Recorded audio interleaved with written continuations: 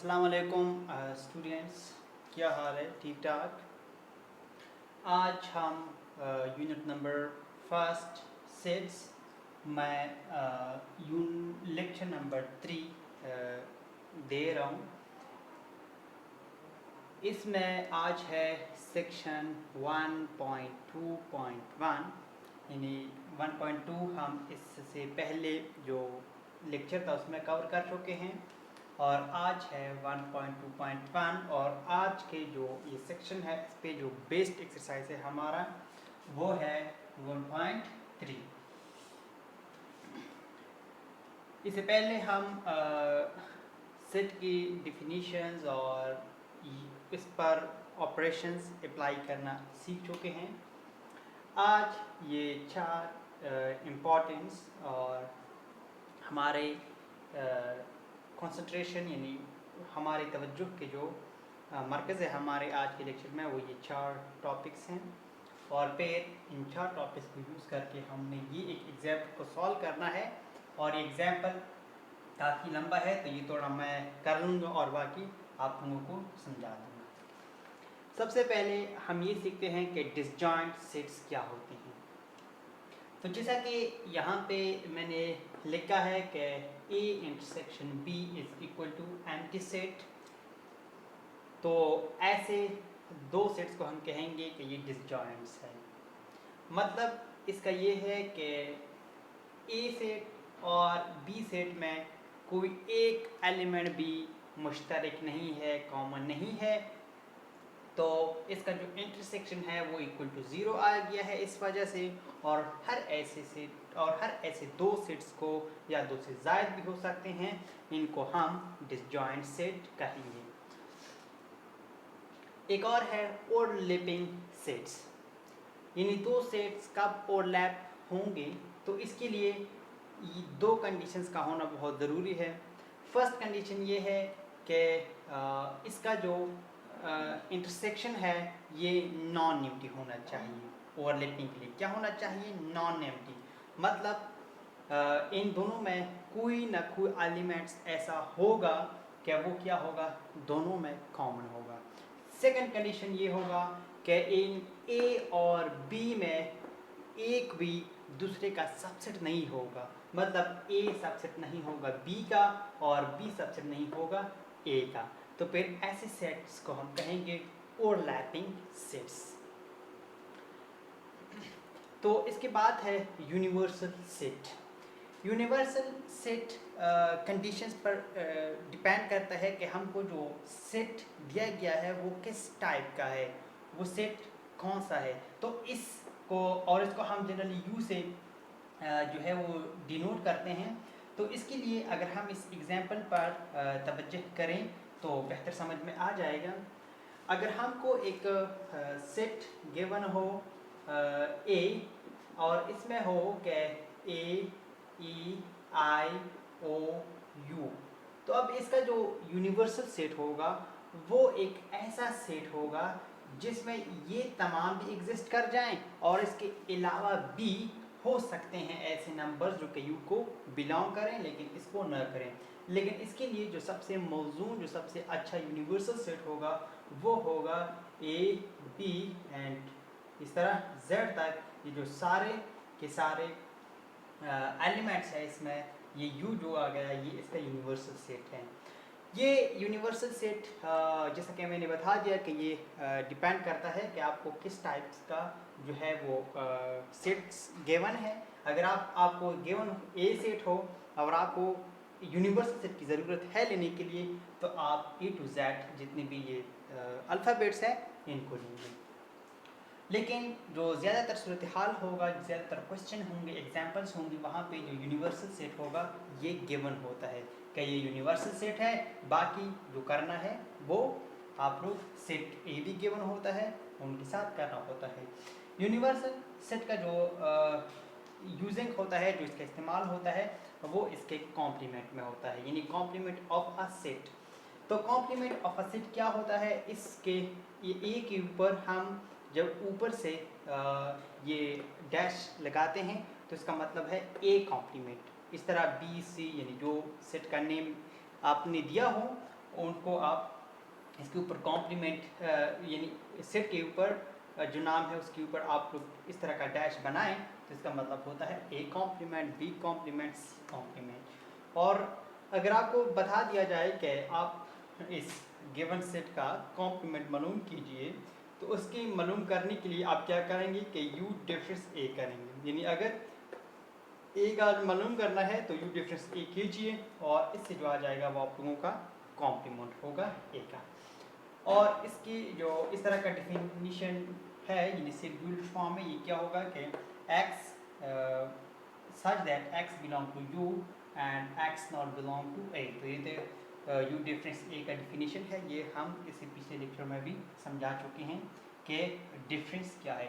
तो आप लोगों ने जस्ट इस बात को याद रखना है कि कॉम्प्लीमेंट क्या होता है।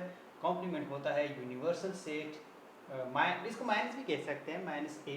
यानी बहुत से बुक्स में इसको इस तरह से भी लिखा गया है कि u माइनस ए, इस तरह भी लिखा गया है। तो ये इस तरह लिखो या इस तरह लिखो, इसका मतलब एक है। आमतौर पर इसको इस तरह ही डिनोट करते हैं, लेकिन मैंने बहुत से बुक्स में देखा है कि वहाँ पे u माइनस ए यूँ डिनोट किया गया है, और इसको आप लोग u डिफरेंस ए या u माइनस ए दोनों रीड कर सकते हैं। तो ये 4 बेसिक डिफिनीशन थी, और अब मैं यहाँ पर कुछ प्रॉपर्टीज़ है इनको इस एग्जाम्पल के थ्रू वेरीफाई करूँगा। यहाँ पर एक यूनिवर्सल सेट गिवन है कि देखो, मैं जैसे कि कह रहा था कि यूनिवर्सल सेट आमतौर पर गिवन होता है। तो यूनिवर्सल सेट गिवन है कि 1 2 3 4 5 6 इस तरह 12 तक नेचुरल नंबर, और ए गिवन है ए 2 4 6 8 10 12, और इस तरह बी गिवन है 2 3 5 7। हमने अब ये नीचे जो बातें गिवन है इनको वेरीफाई करना है। फर्स्ट ऑफ ऑल हमने ये वेरीफाई करना है कि जब हम ए यूनियन ए कॉम्प्लीमेंट लेंगे तो वो ए के इक्वल आएगा। तो ये बिल्कुल आसान सी बातें हैं, हर बंदे की समझ में बहुत आसानी के साथ आ सकती हैं। तो मैं इसको यहाँ पे कर जाता हूँ, और सारे तो नहीं कर पाऊँगा, लेकिन जो कर पाऊँगा वो ठीक, बाकी को बहुत आसान लफ्ज़ों में समझा दूँगा। यहाँ पे हमने क्या शो करना है, हमने ये शो करना है कि A union A complement is equal to है यूनिवर्सल सेट यानी यू। और यहाँ पे हमको ए गिवन है, ए में जो एलिमेंट्स हैं वो है 2 4 2 4 6 8 10 12, ये गिवन है। अब यहाँ पे हमको ये कहा जा रहा है कि ए और union A complement is equal to होगा यूनिवर्सल सेट।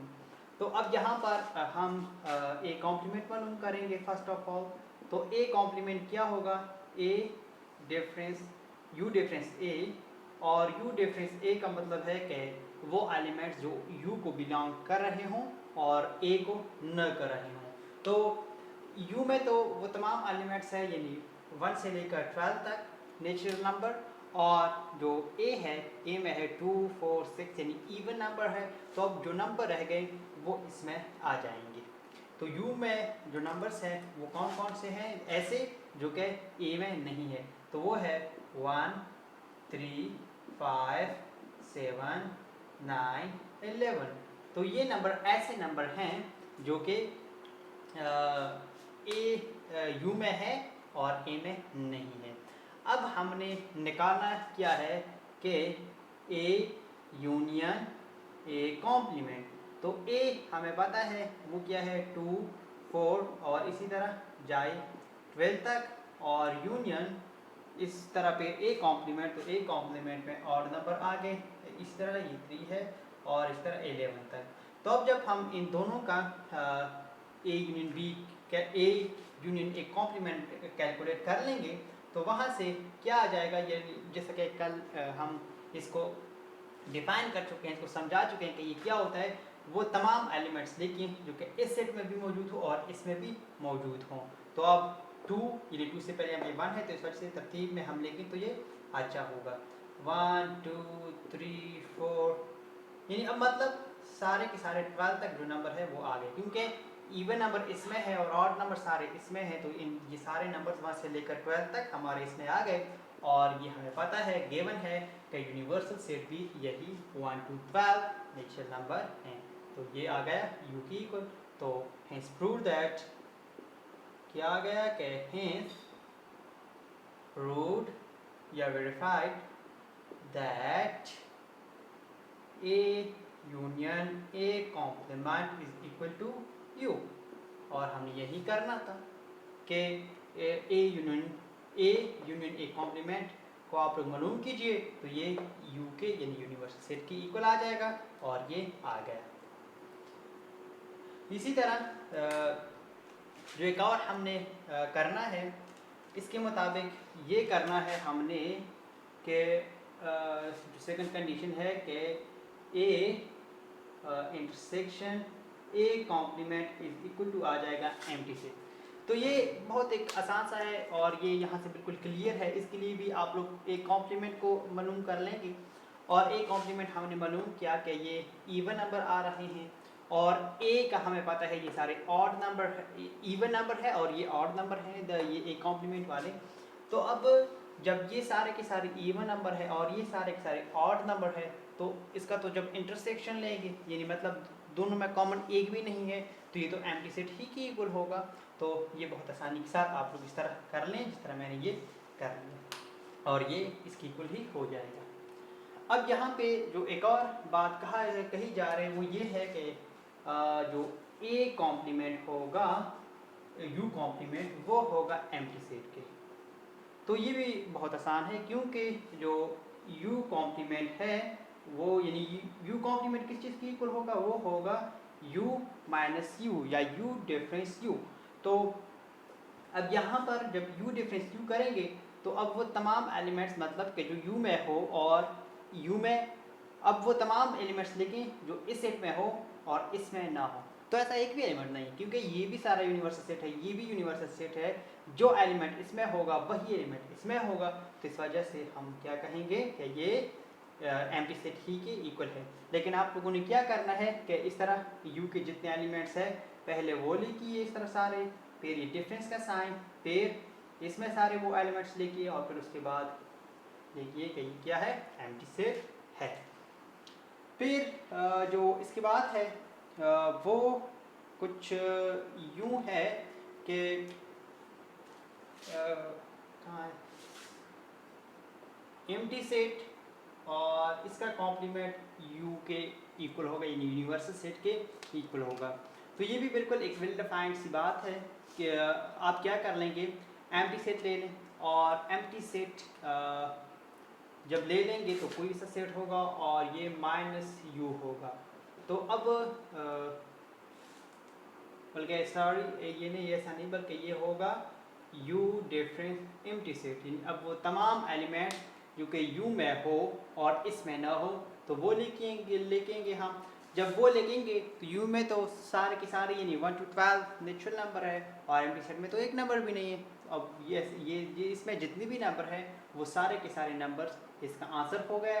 तो जब वो इसका आंसर हो गया तो मतलब यहाँ पे U इसका आंसर है। लास्ट वाला जो है यहाँ पे कहा जा रहा है कि A कॉम्प्लीमेंट और फिर इसके पेयर से कॉम्प्लीमेंट ये होगा U नहीं बल्कि A के इक्वल। तो ये बात बिल्कुल आसान सी बात है। आप लोग पहले A कॉम्प्लीमेंट लेंगे, A कॉम्प्लीमेंट के लिए क्या लेंगे, वो तो बिल्कुल भी वेल नोन सी बात है कि आप लोग लेंगे U माइनस A। ये मालूम कीजिए, अब इससे एक आंसर आ जाएगा। तो इससे जो आंसर आ जाएगा A कॉम्प्लीमेंट से, वो तो हमें मालूम है कि वो क्या आ रहा है, ये सारे के सारे ऑड नंबर। अब इससे जो आंसर आ जाएगा उसका दोबारा से आप लोगों ने कॉम्प्लीमेंट लेना होगा। जब उसका दोबारा से कॉम्प्लीमेंट लेंगे, यानी इसका कॉम्प्लीमेंट दोबारा से लेंगे, तो फिर इसका जो आंसर आ जाएगा वो ये इवन नंबर वाला आ जाएगा। और इवन नंबर आ जाए तो ये तो एक ही इक्वल है, और यही बात हमने प्रूव करनी है यहाँ पर कि A कॉम्प्लीमेंट और फिर इस पर दोबारा पेयर कॉम्प्लीमेंट कीजिए तो वो ए के इक्वल होगा। तो यही बातें थी आज के लेक्चर की, बहुत आसान सी बातें हैं। अगर किसी को समझ में ना आए तो नीचे कमेंट बॉक्स में मुझसे पूछ लीजिए, और इन्हीं जो एग्जाम्पल्स है और इन्हीं जो कॉन्सेप्ट्स मैंने दिए हैं, इन पर आप लोगों का एक्सरसाइज 1.3 सॉल्व हो जाएगा। अगर किसी को प्रॉब्लम है तो बस मुझसे पूछ सकते हैं। इसके साथ मुझे इजाज़त दीजिए। अल्लाह हाफ़िज़।